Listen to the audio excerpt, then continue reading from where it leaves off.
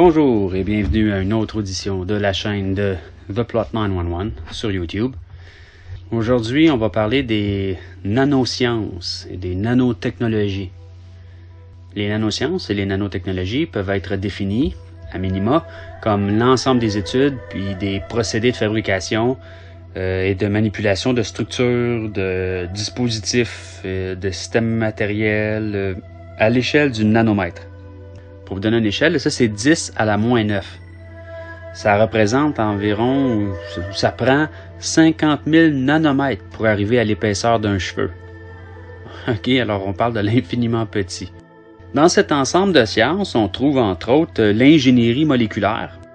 L'ingénierie moléculaire, rendue possible grâce à l'invention d'instruments comme le microscope à effet tunnel, consiste à construire et développer des molécules à notre guise. D'ailleurs, IBM s'est amusé à construire une molécule qui, lorsque regardée au microscope, a la forme des lettres IBM. Pas mal inutile, si vous voulez mon avis, mais bon. On a aussi les nanobiologies. D'un point de vue médical, ça permet des outils de diagnostic ou d'administration de médicaments. On a les nanomatériaux.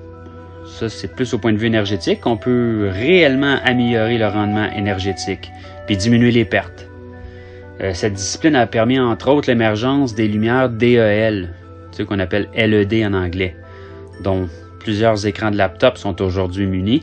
C'est moins énergivore que le ACL et le plasma, et ça a aussi permis la prolongation de vie des lampes de poche avec les mêmes batteries.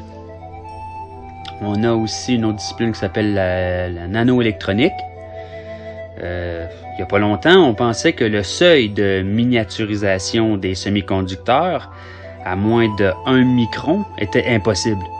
Mais avec la nanoélectronique, nous avons apporté ce seuil à 0,09 microns en peu de temps. C'est assez incroyable.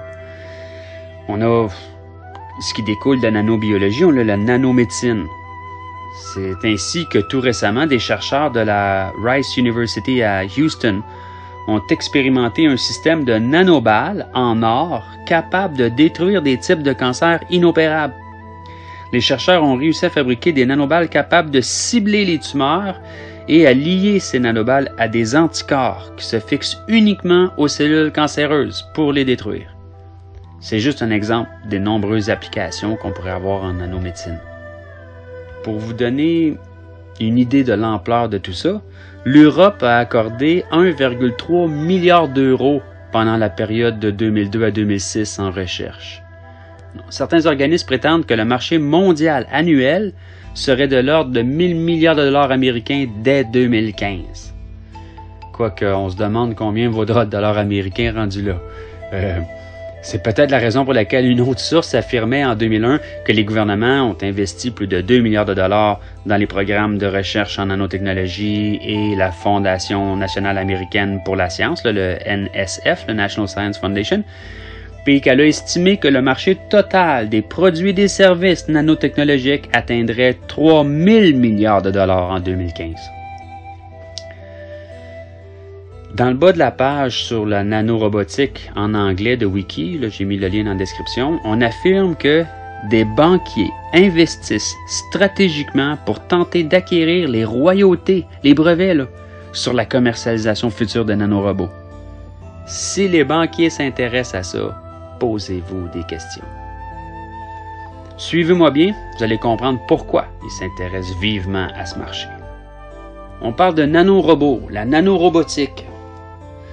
Pour vous donner une échelle, nous serions capables de créer des robots d'une dimension telle que ça nous permettrait d'en avoir de l'ordre de 100 000 dans une goutte d'eau. Ces nanorobots pourraient se multiplier par division comme des cellules, puis s'autodétruire en particules bénéfiques une fois leur tâche accomplie. Des chercheurs de l'Université de Californie à Los Angeles ont mis au point un nanorobot animé à partir d'un muscle cardiaque de rat. Cette machine, constituée d'un fil de silicium en arc de voûte au-dessus duquel sont attachées les fibres cardiaques, n'est pas plus épaisse qu'un cheveu humain. Ce nanorobot a pu ramper à une vitesse de l'ordre de 40 micromètres par seconde grâce au glucose, qui est la source d'énergie du muscle. Là, ça veut dire que, étant donné qu'on a du glucose dans notre corps toujours, ça veut dire qu'on pourrait mettre un nanorobot dans notre corps, dans nos vaisseaux sanguins par exemple, puis il pourrait se déplacer, puis son carburant, ce serait notre glucose. Ça existe, ça, là. Ça, c'est inventé, là. L'Université de Californie, allez vérifier si vous ne me croyez pas. Pour des applications futures, des étudiants ont déjà imaginé des nanorobots qui pourraient chercher des polluants dans le sol, dans l'eau, dans l'air. On n'aurait qu'à libérer une goutte d'eau de nanorobots dans la nature qui se reproduisent, puis les 100 000 deviendraient vite 200 000, puis les 200 000 deviendraient 400 000, et ainsi de suite. Pour se désintégrer en particules bénéfiques, une fois le travail de purifier les toxines serait terminé. Adieu la pollution.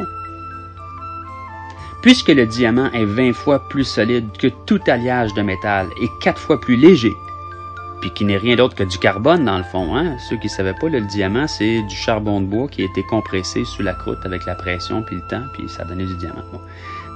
Les nanorobots pourraient assembler des particules subatomiques pour créer du diamant à volonté. Imaginez des routes pavées de diamants. Plus jamais besoin de les réparer, ou presque. Imaginez des voitures en diamant.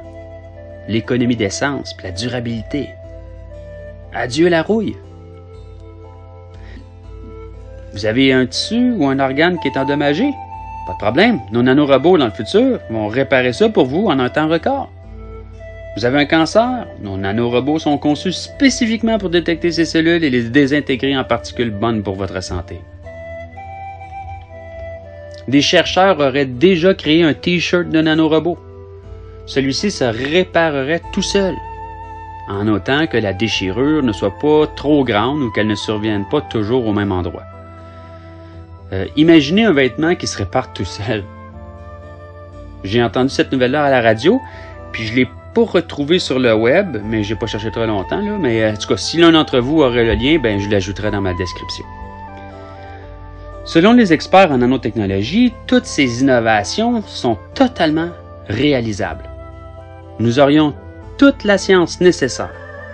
Le problème, pour reprendre leur terme, est de façon imagée que nous aurions des gants de boxe pour emboîter des blocs Lego.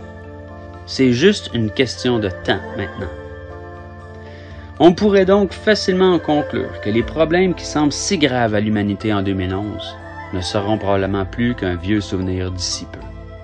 Nous n'avons aucune idée des problèmes futurs auxquels nous ferons face. Par contre, les nanomatériaux ont été reconnus comme toxiques pour les tissus humains puis les cellules en culture. Ils induisent un stress oxydant, des inflammations à la cytokine et la nécrose cellulaire. Contrairement aux particules plus larges, les nanomatériaux peuvent être absorbés par les mitochondries et par le noyau cellulaire. Des études ont démontré la possibilité pour des nanomatériaux de causer des mutations de l'ADN et d'induire des changements majeurs à la structure mitochondrienne, pouvant conduire à la mort de la cellule. Les nanoparticules pourraient être mortelles sur le cerveau, des truites entre autres, là, avec des effets comparables à un empoisonnement au mercure. De plus, quand les étudiants en médecine imaginent des solutions, on peut imaginer ce que l'armée entreprend. Imaginez des nanorobots autoréplicants qui démantèlent tout métaux. Tous les édifices à structure d'acier, les voitures, les ponts, les tunnels, tout s'écroulerait sous nos yeux. On peut juste imaginer ce que les nanorobots toxiques pourraient faire à l'humanité. Mais arrêtons là. Car c'est là que je me rappelle une métaphore de Bouddha, ou une allégorie, ou une parabole, ce serait le meilleur terme. Une parabole de Bouddha qui demandait à ses disciples, qui étaient préoccupés pour l'avenir, imaginez-vous si vous voyez un enfant de 5 ans qui se morfond. Puis quand vous lui demandez c'est quoi qui le préoccupe, il vous répond qu'il a terriblement peur de ce qui se produira à son anniversaire de 50 ans. Vous éclateriez probablement de rire. Puis vous lui expliqueriez sans doute que c'est inutile, car tout un nouveau set de circonstances se manifestera à lui dans un futur si éloigné dont il ne connaît rien. Eh bien, la même chose s'applique à nous tous, que ce soit pour un futur proche ou non.